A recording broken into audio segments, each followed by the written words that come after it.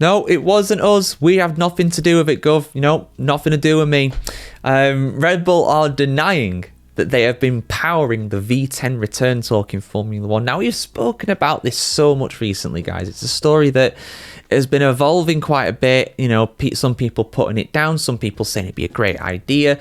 Personally, for me, I would love to see it. I really would do. But I also think that it's not going to happen anytime soon. If it is ever going to happen, there's no kind of guarantees on it. But if they do it in the right way, I think with renewable fuels, with being sustainable and everything like that, I feel like this is something that could work. I really do. But Red Bull, I haven't heard too much from Red Bull in terms of their thoughts on V10s. They've been kind of doubting it, really. I think Verstappen was kind of against it, especially in the immediate term. And I think Christian Horner was quite open to it, to be fair, but he's far from the only person who's been saying this. The FIA president's for it.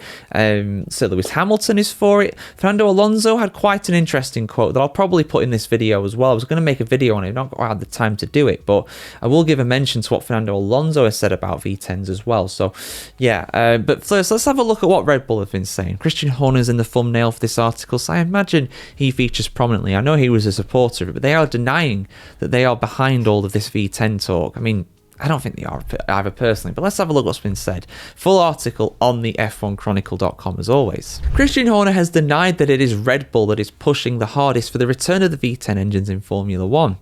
Pat Simmons, an engineering stalwart of the sport, now consults for the all-new Cadillac team, who he says may not even have a car to run at all if the scheduled 2026 rule changes do not fire up from next year. Audi can't do it, he is quoted as saying by France's Auto Hebdo, referring to the fact that Sauber will become the full Audi team for 2026 with their brand new engine.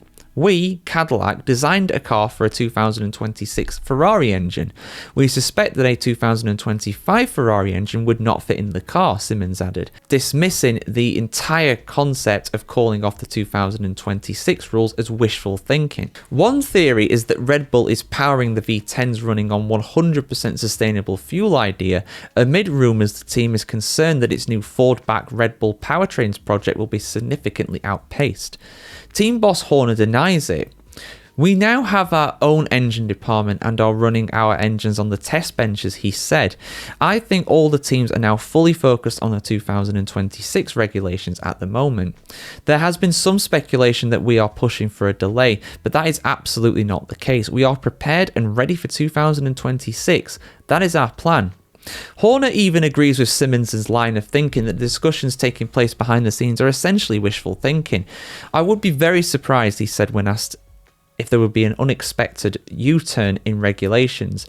It's very late in the process. There is a governance structure. There is a process. There are rules in place. Indeed there are. And this is also a cost cap here as well. So for these teams to have sunk as much money as what they are doing in the 2026 cars, because even though we've only just started the 25 season, the 26 cars will be in development as well. They're on the way. They've been thinking about them and kind of designing them a little bit for quite some time, most likely. And yeah, it's a big change in the engine regulations as well. They will require a different layout of the car, a different chassis layout for the car. Even engines that are made with the same regulations, they can often be very different in terms of how they're laid out as well. You compare maybe the Honda back in the day to something like a Mercedes, and that's part of the reason I think why McLaren struggled so much when Honda came back in 2015. That car was basically probably built for something like a Mercedes engine, but in turn the Honda was completely different, and if I remember correctly, would have needed a lot more cooling to actually be efficient. That's why the thing blew up all the time. It was so slow even when it did run, because they couldn't run it at full pelt. But we're getting sidetracked now. That is interesting about the Ford thing though, because to my knowledge, it's essentially, I could be wrong here, but this is essentially mostly going to be a Red Bull engine that is probably based a little bit off of what Honda made with the support of Ford. Now, Ford, of course, did used to be in Formula 1. Remember the Cosworth engine back in the day? That was branded as a Ford Cosworth if you go back far enough. But again, to my understanding, despite General Motors, or at least a Ford being in Formula One in the form of Jaguar back in the day before Red Bull came into the sport. Those engines, I know the car was obviously financed and everything, but I believe those engines were effectively British because they were Cosworth, they were Cozzes, as we'd say in Sheffield. So I'm not sure how much expertise Ford have. I think, if anything, Ford will be leaning on Red Bull rather than Red Bull leaning on Ford, if you follow my thinking here. You know, I mean, you could be cynical and think that Ford did that deal with Red Bull because at the time, Red Bull were the undisputed kings of Formula One just a couple of years ago, lest we forget. I think this deal got announced in 23 or 22 when they were dominating, and they want their brand to be associated with the best Formula One team on the grid, which at that time Red Bull were, and Red Bull could be that again, of course, but right now they are not. So I think, I mean, again, correct me in the comments if I'm wrong, because they've not, to my knowledge, they've not been too transparent about what the relationship between Ford and Red Bull will be on the engine department. It's going to be a Ford, Red Bull Ford, I believe, Red Bull Powertrain Ford or something like that. But in terms of their support, I think it's mostly going to be a Red Bull engine that is badged as a Ford for the most part. And that Red Bull engine is loosely or indirectly based off of time with Honda, because Honda is still there, but they're leaving, obviously, for Ford to come in. They go to Aston Martin instead. So, I mean, you know, there's no smoke without fire, but you can never believe these rumours and stuff. It's always very tough to verify how this is going. And of course, we've got almost a year to go until the 26th season starts. So the engine, even if it is behind, if it is struggling right now, if that is true, there's plenty of time to correct that course.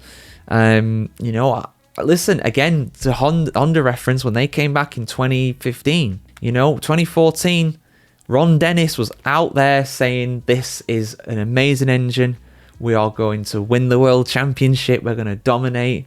And as a McLaren fan, I was hoping.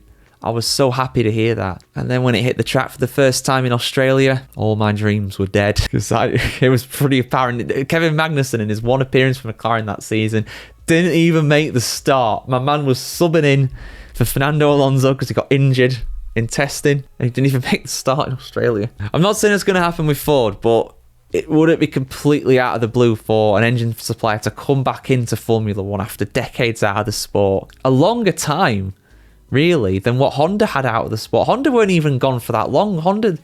Didn't Honda pull out after 2008? Yeah, because that's when Brawn came in. I'm really going down many rabbit holes here, guys. Hope you're enjoying this chat. But yeah, they came back in after 7 years, and they were clueless. Honda and McLaren were, you know, collectively clueless. They couldn't work with each other. Ford, we've not seen a Ford of any description on the grid since 2013, so it would have been 13 years. It's a long time. That's all I'm saying. So the potential is there. But what do you guys think?